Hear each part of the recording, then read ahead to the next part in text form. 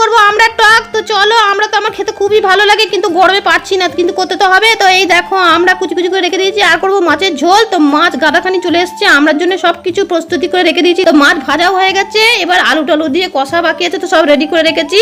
তো চলো এটাকে আচ্ছা করে ফ্রাই করে নিই। দেখতে পাচ্ছ মশলা টসলা দিয়ে কষাকষি চলছে, কেমন লাগছে বলো তোমরা। এই দেখো কেরম মশলা ঢেলে দিলাম, দেখতে পাচ্ছ, দেখো এরপর জলও দিয়ে দিয়েছি, কষা টসা হয়ে গেছে। তো স্পেশাল মাছের ঝোল আর আমরা টক রেডি হতে চলছে। দেখতে দেখো মাছগুলো এর মধ্যে দিয়ে দিলাম, একটু গরম মশলাও ছেড়ে দিলাম। এই গরমে গরম হলে কি হবে, মাছের ঝোল অবশ্যই লাগবে। তার সঙ্গে পটল আছে, দেখছো পটলের পোস্ত করবো এই কোটা দিয়ে। পটল পোস্তর জন্য পটলটা কষে টসে নিয়ে জল টল ঢেলে দিয়েছি।